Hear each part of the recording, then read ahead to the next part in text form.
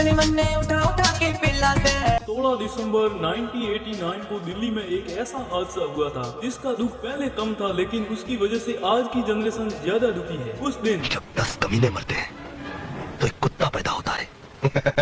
जब 100 कुत्ते मरते हैं तो एक सूअर पैदा होता है।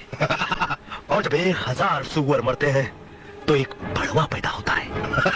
और जब 1 लाख बड़वे मरते हैं तब तो जैसा एक गंदा नेता पैदा होता है। आधा चौधन। तो क्या हाल है वीडियो लोगों, आज मैं आपको एक ऐसे actor, influencer, dancer, makeup artist से मिलाने वाला हूँ जो कुंभ के मेले में अपनी बहन राखी सावंत से बिछड़ गया था, जिसको लोग राखी सावंत का शिष्य मानते हैं और ये राखी को गुरु माँ मानता है। फिर लोग इसको सबसे बड़ा सपरियों का सरदार मानते हैं, जो कि ये है भी। छपरी छपरी ना बोलिया कर छोरी रे।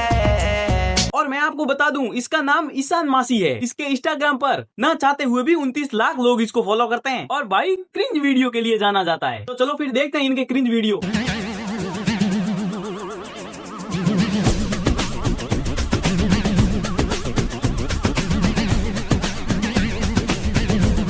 इंडिया में ये एकमात्र ऐसा वासनाग्रस्त इन्फ्लुएंसर है जो क्रिंज के नाम पर हॉस्पिटल में जाकर हड्डियां चूसता है। इसका बस चले तो ये वहीं पर कंकाल के साथ ही गपागप कर दे। जाना मेरे सवालों का मंजर तू, हमें सूखा सा सारा समंदर तू।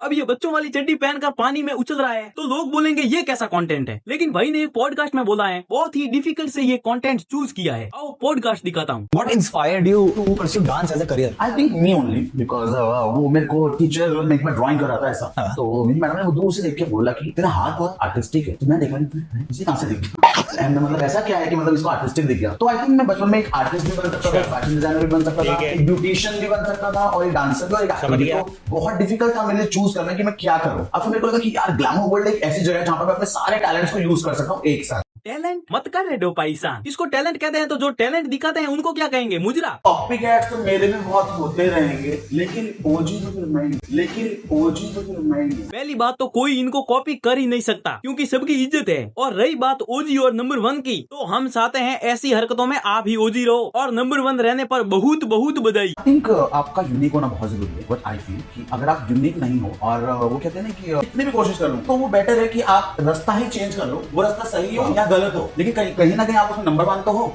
ये कंटेंट गलत बनाते हैं या सही, इससे इनको कोई फर्क नहीं पड़ता। इनको तो बस कहीं ना कहीं आप उसमें नंबर 1 तो हो। समंदर यूं बहता जाऊंगा, हुस्न पे तेरे लहरों सा डूब जाओगे, बच न पाओगे, इश्क है मेरा नहरों सा। ऐसी रील्स बच्चे देख लें तो एक बार के लिए तो बच्चे भी चॉकलेट देखकर बोलेंगे थारी बहन की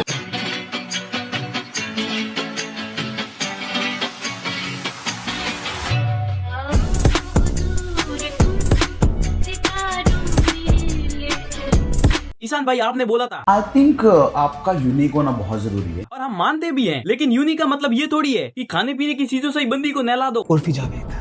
नॉट फेवरेट। मुझे बोल्ड ब्लंट लोग पसंद है, बदतमीज लोग मुझे बिल्कुल पसंद नहीं है। मुझे टैलेंट होना बहुत जरूरी है। लेकिन एक सेकंड,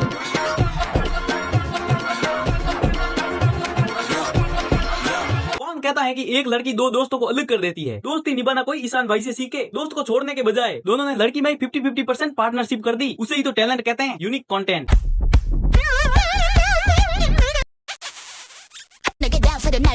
इस दरियाई गेंडे का कंटेंट खास 2 तरह का होता है। पहला, बच्चे डरे ऐसा मॉडल। दूसरे, मैं तो भाई खुद को इंस्टाग्राम का आई थिंक किसिंग का बादशाह में हूँ। और मैंने तो बहुत से लोगों को सुना है कि आप जॉनी सिन हो इंडिया के। अरे बाप रे, मैं गंजा नहीं हूँ गाइस, मेरे बाल हैं। गंजे नहीं हो, पर आपकी हरकतें थोड़ी वैसी ही है। हरकतें तो भाई की कुत्ते जैसी भी है, लेकिन जॉनी सिंस पर्दे के पीछे करता है और ये बहुत पर्दा समझता ही नहीं है। और भगवान करे ऐसा दिन नहीं आए कि आपको इसके इंस्टाग्राम हैंडल पर जाना पड़े। मैं भी गया था, अफसोस है मुझे भी। और गलती से आप चले भी गए तो इन 4500 पोस्ट में ओरिजिनल तो बस 500 ही है। बाकी तो सभी की first copy, second copy, third copy ही मिलेगी। अब मैंने भी डुप्लीकेट रील्स ही ली है इसकी, ओरिजिनल ढूंढने की तो कोशिश ही नहीं की मैंने, क्योंकि सेम रील्स को 10 बार अपलोड किया है यूनिक कंटेंट वाले ईशान भाई ने। अब मैं और इसका परिचय नहीं करवा सकता। ये बच्चों की चड्डी चुरा के कंटेंट बनाता रहेगा और मैं इन पर वीडियो कोशिश करूंगा नहीं बनाऊं। अब ये वीडियो आपके मनोरंजन के लिए था, किसी को एड नहीं करना है। जो भी कहना है कमेंट में मुझे कह सकते हो और चैनल पर नए हो तो सब्सक्राइब कर दो ताकि और ऐसे वीडियो आपकी फीड में आते रहे। बाय।